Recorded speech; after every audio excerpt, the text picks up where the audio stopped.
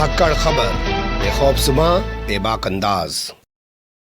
धाकड़ खबर के news room से मैं आपके साथ हूं अकरम रईस खान। कल था 6 दिसंबर। मथुरा में दिन भर तनावपूर्ण स्थिति बनी रही। हालांकि मथुरा के हालात के चलते पूरे प्रदेश और देश में भी तनावपूर्ण स्थिति बनी रही, क्योंकि 6 दिसंबर 1992 को ठीक 29 साल पहले दिन के उजाले में अयोध्या के अंदर ऐसे ही तनावपूर्ण स्थिति बन गई थी और फिर बाबरी मस्जिद को शहीद कर दिया गया था, ढा दिया गया था, जिसके चलते लोगों में डर था कि कहीं फिर से एक बार कार सेवा के नाम पे मथुरा के अंदर खड़ी हुई शाही ईदगाह मस्जिद को ना ढा दिया जाए, क्योंकि उस वक्त भी सब कुछ दिन के उजाले में हुआ था और अब भी सब कुछ दिन के उजाले में होगा। और उस वक्त तो जो लोग सत्ता में बैठे थे वो अपने आप को कम से कम सेकुलर कहते थे, लेकिन आज जो लोग सत्ता में बैठे हैं वो तो रात दिन कह रहे हैं कि कृष्ण सेवा जो करेगा उस पर फूल वर्षा की जाएगी और कह रहे हैं कि मथुरा हो की बारी है, काशी और जो है अयोध्या हमारी है, इस तरीके की बातें कर रहे हैं। लेकिन क्या वाकई में कुछ हुआ है मथुरा के अंदर? जी हाँ, मथुरा में कुछ हुआ है जो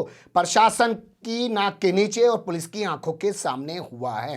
रखूंगा बोलती हुई तस्वीरों की ज़बानी आपके सामने, और इसके अलावा कुछ ऐसी तस्वीरें भी आपके सामने रखूंगा जो बताएंगी कि सिर्फ मथुरा में ही नहीं हुआ है, और भी बहुत सारी जगह बहुत कुछ हुआ है, बहुत कुछ करने की कोशिश की गई है। दो हिस्से में पूरी खबर, चलते हैं खबर के पहले हिस्से की तरफ। बात मथुरा से ही शुरू कर लेते हैं। तो मथुरा का एक वीडियो अखिलेश यादव ने वायरल किया और वीडियो डालने के बाद उन्होंने बताया कि ये लोग कानून व्यवस्था को मजाक बना चुके हैं, क्योंकि मथुरा में धारा 144 यानी कि 4 से ज्यादा लोगों के इकट्ठे होने पर रोक लगी हुई है, लेकिन फिर भी भारतीय जनता पार्टी का नेता जिसका नाम है एसके शर्मा, वो वहां 20,000 लोगों को इकट्ठा करने का दावा करता है और वहां क्रिकेट की किट बांटता है, जैकेट बांटता है, इसके अलावा वॉलीबॉल की किट बांटता है। ये वीडियो अखिलेश यादव ने शेयर कीजिए, आप भी देख लीजिए। बहुत बहुत धन्यवाद करते हैं। आइए रागनी का भी क्या बता दिया, जितने भी भाई आवाज सुन रहे हैं जिन्होंने खाना खा लिया है सभी से हाथ जोड़कर निवेदन कर रहे हैं कि वे जल्दी से जल्दी आ जाए और बाजार में हमारे साथ बैठने वाली सुंदर व्यवस्था है बैठने की। आइए मेरे भाई बहनों से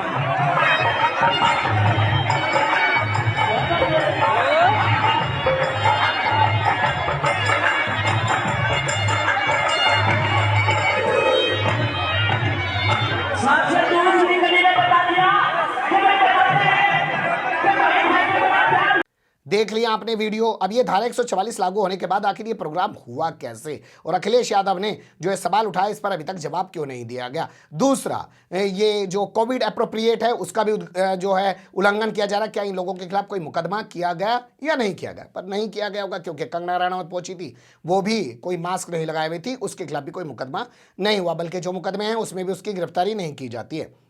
इसके अलावा अब ये दूसरी तस्वीर देखिए जिसमें पुलिस की मौजूदगी में मंदिर के बाहर खड़े होकर शख्स किस तरीके का जहर उगल रहा है।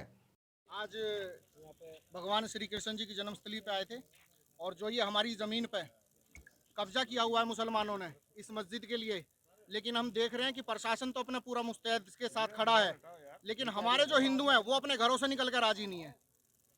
आज अगर वो अपने घरों से निकलते तो आज यहाँ हम क्या नाम है इस मस्जिद को भी गिरा चुके होते, लेकिन ये हमारे कुछ कायर जो हैं घरों के अंदर बैठे हैं वो इस तरीके का मतलब प्रोपगेंडा होने ही नहीं देते हैं। वरना आज योगी जी की सरकार है, योगी जी ने खुली छूट दे रखी है। आप देखो ना, प्रशासन में कोई भी आदमी अगर हमें कुछ कह रहा हो तो, लेकिन आज क्या कर रहे हैं, हिंदू सारे अपने घरों में बैठे हैं। वो तो टीवी और चैनलों पे ये डिबेट देख रहे हैं कि हाँ जी आज मथुरा में क्या होगा, आज मथुरा में जाओगे तो गोली लग जाएगी। अरे ऐसे कैसे गोली लग जाएगी, और धर्म के लिए भी ना मरे तो फिर इस जीवन का क्या करना। जय जय सिया राम। सुन लिया आपने, ये कैसे बोल रहा है कि हिंदू जो है वो कायर हो गए हैं, घरों से नहीं निकल रहे हैं, अब तो योगी जी की सरकार है, पुलिस भी हमें नहीं रोक रही है, मैं यहाँ पे आ गया हूँ, और ये पुलिस के सामने सब कुछ बोल रहा है। बड़ा सवाल ये कि इसको क्यों गिरफ्तार नहीं किया गया और इसके खिलाफ कोई एक्शन क्यों नहीं लिया गया। आखिर जो चप्पे चप्पे पे पुलिस मौजूद होने की बात कर रही है वो कहाँ है, उसने कोई एक्शन क्यों नहीं लिया। अब तीसरी तस्वीर आपके सामने रख रहा हूं, हिंदू महासभा जिसने कहा था कि वो शाही ईदगाह मस्जिद पर जाकर लड्डू गोपाल का जलाभिषेक करेगी, उसने कहा दिल्ली के जंतर मंतर पर सांकेतिक तौर पे लड्डू गोपाल का जलाभिषेक किया। मथुरा तो वो नहीं पहुंच पाई, लेकिन ये शख्स मथुरा पहुंच गया, इसके खिलाफ कोई एक्शन नहीं हुआ। तो ये बता रहा है कि आप जो दावे कर रहे हैं असल में वो दावे कुछ भी नहीं है। अगर मान लीजिए एक भीड़ आ ही जाती तो क्या ये उसको रोकने की कोशिश करते? ना, उसको रोकने की कोशिश नहीं करते, क्योंकि उत्तर प्रदेश के सीएम छोटी दीपावली के मौके पर 3 नवंबर को अयोध्या में खड़े होकर कह चुके हैं कि राम के लिए कार सेवा करने वाले पे जैसे गोली चलाई गई थी। हमारी सरकार के दौर में अगर कोई कृष्ण के लिए सेवा करेगा तो उस पर फूल की वर्षा की जाएगी, और ये शख्स की भाषा से आपको दिख भी रहा होगा। इसके अलावा बजरंग दल ने शौर्य दिवस मनाया, और इसके अलावा विश्व हिंदू परिषद ने भी जो है वो शौर्य दिवस मनाया और कहा कि वो अब और भी कई सारी चीज़ों को लेकर कानून बनवाना चाहते हैं। और ट्विटर पर ट्रेंड होता रहा अयोध्या। जी हाँ, अयोध्या नहीं मथुरा भी ट्विटर पे ट्रेंड हो रहा था, जिसमें साफ लिख रहा था कि अयोध्या में मंदिर बन चुका है, अब मथुरा में मंदिर बनाने की तैयारी की जाएगी। मंदिर बनाने से कौन रोक रहा है, लेकिन मस्जिद तोड़ के मंदिर बनाना है, ये बहुत बड़ी बात है। तो ये हुई मथुरा की स्थिति। अब देख लेते हैं इसके अलावा उत्तर प्रदेश के और जिलों में क्या हाल रहा है। देखिए, सबसे पहले मुरादाबाद की तस्वीर आपके सामने रख रहा हूं, जहां पे मुस्लिम लीग के लोग पहुंच गए डीएम ऑफिस पे। वहां पे उन्होंने प्रदर्शन किया और एक ज्ञापन वहां पे सौंपा डीएम को।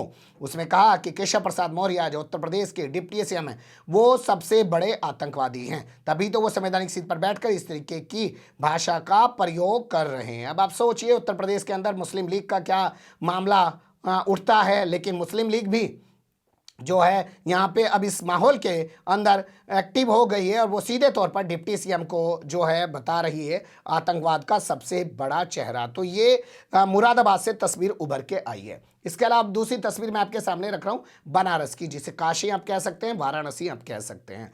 यहाँ 16 दिसंबर को प्रधानमंत्री नरेंद्र मोदी का दौरा लगने वाला है। उसके चलते बहुत सारी तैयारियां की जा रही हैं। तमाम बिल्डिंगों को, तमाम सड़कों को, तमाम रास्तों को एक रंग में पोतने रंगने की बात की जा रही है। भगवा रंग उनको जो है दिया जा रहा है। ऐसे में जो वाराणसी विकास प्राधिकरण है, उसने एक मस्जिद को भी भगवा रंग में पोत दिया। ये मस्जिद हुआ करती है, एक जगह पड़ती है यहाँ का बुला नाला मस्जिद इसको कहते हैं। बुला नाला इलाके में ये स्थित है। एक पुरानी मस्जिद है, मतलब एक ऐतिहासिक मस्जिद है। उसका सफ़ेद रंग हुआ करता था, लेकिन सुबह को जब नमाज पढ़ने लोग पहुँचे तो मस्जिद का नज़ारा देखकर उनके होश उड़ गए। कल तक जो मस्जिद सफ़ेद हुआ करती थी वो भगवा रंग में रंग दी गई। तो सिर्फ मथुरा में ही नहीं हुआ है, बहुत सारी जगह, और प्रशासन भी कर रहा है। अब इसके अलावा ये तस्वीर देखिए, यह तस्वीरें आई हैं हमारे पास प्रयागराज, जिसका पहले नाम इलाहाबाद हुआ करता था। यहाँ पे पोस्टर होर्डिंग्स लगा दिए गए, और पोस्टर होर्डिंग्स लगाकर राम मंदिर निर्माण के नाम पर वोट मांगे गए हैं। जी हाँ, जॉर्ज टाउन एक इलाका पड़ता है, वहाँ पे होर्डिंग लगाए गए हैं। इसके अलावा नैनी, जहाँ पे जेल है, वहाँ पे भी होर्डिंग लगाए गए हैं, और जिसमें लिखा गया कि फ़र्क साफ दिखता है। एक तरफ वो लोग थे जिनके दौर में रामलला टेंट में बैठा करते थे, लेकिन आज ये दौर है नरेंद्र मोदी का और आदित्यनाथ योगी का, जहां मंदिर का निर्माण हो रहा है। इसलिए भाजपा को वोट दें, यानी कि राम मंदिर के निर्माण के नाम पर बीजेपी ने वोट मांगना शुरू कर दिया है। उसे लग रहा है उसका विकास ये तमाम मॉडल थे वो सब धराशायी हो चुके हैं, लेकिन 6 दिसंबर को ये तमाम चीज़ें हुई। इसके अलावा संभल की ये तस्वीर मैं आपके सामने रख रहा हूँ। गुन्नौर यहाँ का एक थाना पड़ता है, और सराय वहाँ का एक मोहल्ला है। वहाँ एक मंदिर है, और मंदिर के अंदर कई सारी प्रतिमाओं को खंडित कर दिया गया। सुबह लोग जब पूजा पाठ करने पहुंचे तो मंदिर के अंदर प्रतिमाओं को खंडित देखकर वो आक्रोशित हो गए। उन्होंने जाम लगाकर प्रदर्शन किया। पुलिस वहाँ मौके पर पहुंची, किसी प्रकार उनको समझा बुझा के शांत कराया। ये कोई संयोग तो नहीं हो सकता, प्रयोग ज़रूर हो सकता है। इसके अलावा फिर से एक बार एक तस्वीर आपके सामने रख रहा हूँ जो आई है दैनिक जागरण के हवाले से। आप जानते ही हैं, भगवा गैंग का बहुत बड़ा अखबार है, हमने भी 2 महीने वहाँ पे काम किया है।